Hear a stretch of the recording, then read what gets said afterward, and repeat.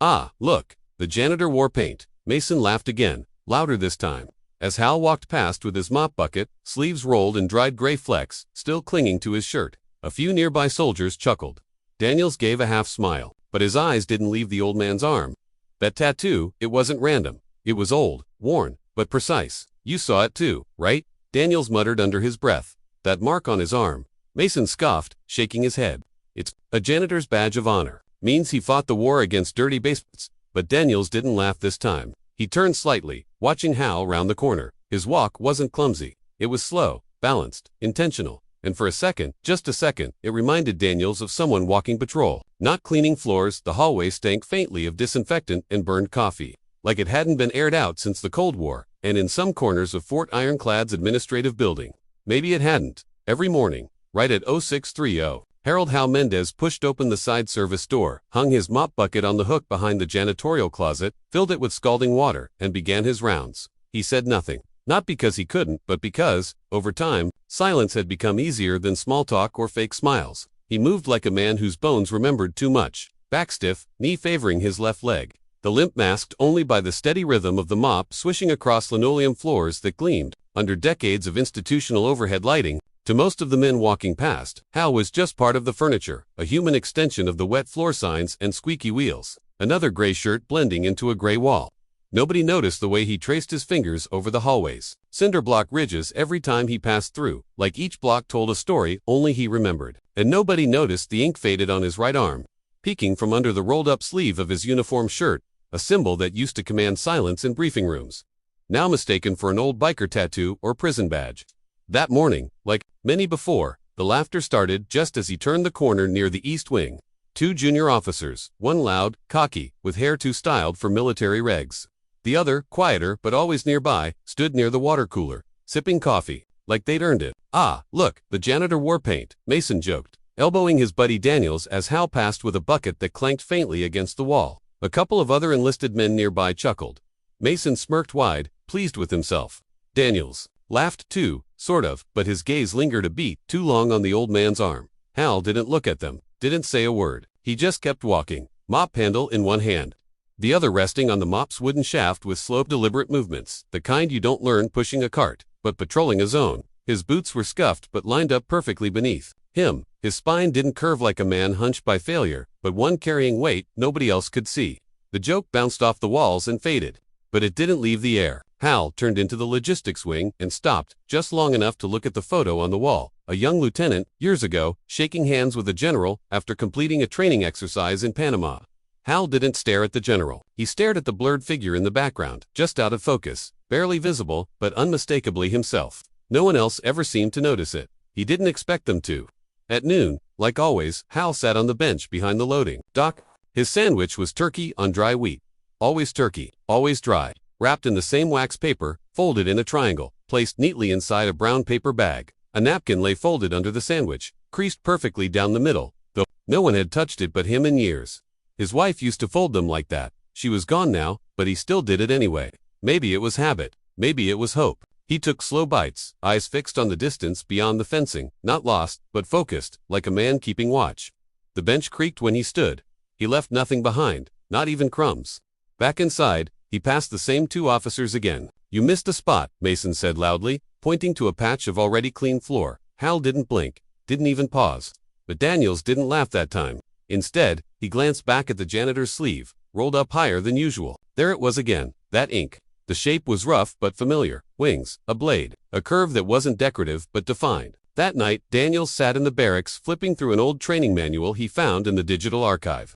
Phantom Echo, it sounded like a myth. A ghost unit, the kind that got brief mentions in field stories but no formal record. Still, the symbol matched, not exactly, but enough to make his skin prickle. Daniels stared at his screen long after lights out.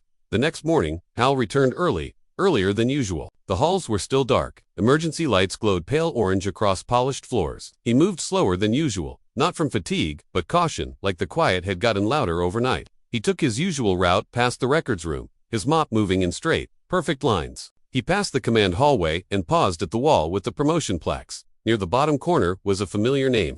Not his, but someone he trained. A general now. That kid used to fumble rifle drills. Now, he had a photo on the wall. and never once turned to look when Hal walked past. Hal ran his fingers along the edge of the frame, then let them drop. When Mason and Daniels came around the corner that day, the floor was already spotless. Maybe he's a ghost, Mason joked. Comes in at night and haunts dirty floors.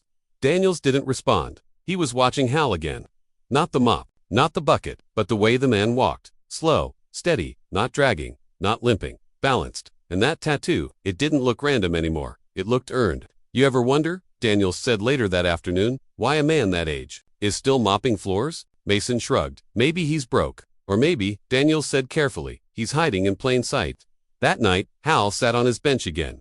This time, he didn't unwrap his sandwich. He just held it, watching, waiting like maybe someone would come out and ask a question they hadn't dared ask in decades. No one did, and Hal didn't expect them to. But still, he stayed until the sun dipped behind the fence, and the base lights flickered on, one by one. The next morning began with silence. Not unusual silence, the kind that came before the base came alive with boots and shouts, but something heavier. Like the air knew something had shifted. Daniels noticed it before breakfast. Hal's mop bucket was already back in the closet, dry.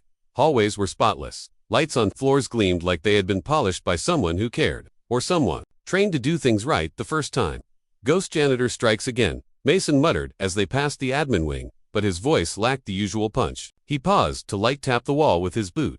Seriously, the guy cleans like he's prepping for a general's funeral. Daniels didn't answer. His eyes scanned the hallway like it was a puzzle. He'd spent the night digging deeper. He didn't find much phantom echo had no official record, but the little he did see, in forum whispers and declassified scraps, made him sit straighter. A tattoo blade with wings, a broken circle, exactly what was inked on Hal's. Arm units like that didn't get pageantry. They didn't exist in yearbooks or welcome videos. They existed in shadows, and Daniels was starting to think their janitor had spent most of his life in them. Around mid-morning, Daniels wandered near the east side just in time to see Hal scrubbing a scuff off the base of the wall. It was already clean, but he was going at it like it mattered. "Sir," Daniels said, the word slipping out of his mouth before he could stop it. Hal didn't look up, just gave the mop one more drag and leaned it against the cart. He stood up slowly, that same quiet, even posture. "You used to wear a different uniform, didn't you?" Daniels asked, keeping his tone low, casual. Hal met his eyes. No smile, no reaction. Just that steady gaze that somehow held the weight of men who'd once given orders without raising their voice. "Lots of men used to wear different uniforms," Hal replied, then turned away and walked down the corridor, bucket rolling quietly behind him. Daniels didn't follow. But he stood there longer than he meant to, watching the man disappear around the bend. At lunch, Mason shoved his tray down across from Daniels. "You're still on that janitor obsession," he said, cracking open a soda. "You know how many old guys wander around bases? Half of them claim they were in recon units. Most probably folded laundry in Guam." Daniels didn't bite. Instead, he pulled out his phone and slid it across the table. It showed a black and white grainy picture from an old newspaper, clipping 3 men standing at attention during a rescue op in Bosnia. One wore a headset and stood slightly back, face younger but unmistakable. "That's him," Daniels said. Mason frowned. "Could be anyone. Same tattoo, same eyes, same posture." Mason rolled his eyes and tossed the phone back. "Even if it is him, so what? He cleans floors now. That's what matters." Daniels leaned back, expression unreadable. "You ever think about what would make a man like that, someone who's done things we'll never even hear about, come back to mop floors in a place like this? Debt, divorce, regret?" Mason snapped. "Pick one." But his voice faltered toward the end, like part of him didn't quite believe it either. Later that day, Hal passed the officer. Lounge Daniels stood inside the doorway, watching him approach. He didn't speak this time, just nodded. Hal didn't return it, but his eyes flicked over Daniels just briefly, not sizing him up, just acknowledging him, like a soldier recognizing the difference between someone looking for glory and someone seeking truth. Daniels didn't tell Mason, but that look stuck with him for the rest of the day. That evening, the sky was beginning to dim when Daniels left the office and cut through the back lot behind the admin wing. That's when he saw it, Hal sitting on the bench again, lunch bag beside him, hands resting on his knees, eyes staring straight ahead. It wasn't relaxation, it was watchfulness. Daniels hesitated, then walked over and sat down a few feet away, not close enough to be intrusive, not far enough to be disrespectful. Hal didn't turn, didn't speak. Minutes passed. Then Daniels said quietly, "I think I get it. Some of us wear the uniform. Some of us wear the uniform." Hal's hand twitched slightly, then went still. A beat later, he stood. "You should get inside before lights out," Hal said, not unkindly, just factual. Daniels nodded. Hal picked up his bag, but this time, before he walked away, he paused, turned, looked Daniels dead in the eyes, and said, "You can wear rank and never carry weight. You can carry weight and never get rank." Then he walked off, boots making no sound on the concrete. Daniels sat there long after he left, unsure if he felt small, inspired, or just awake. The next morning, Mason launched another jab. "Your secret crush on the janitor is getting weird." Daniels didn't even flinch. "You should be careful who you mock," he said. Mason raised a brow. "What, you think he's gonna mop me to death?" Daniels didn't answer, but he didn't laugh either, because something had changed. Hal wasn't just a janitor anymore, not to him. He was something else, something heavy. And Mason didn't know it yet, but the storm brewing in silence was about to teach them both what real weight looked like. 2 days later, everything boiled over.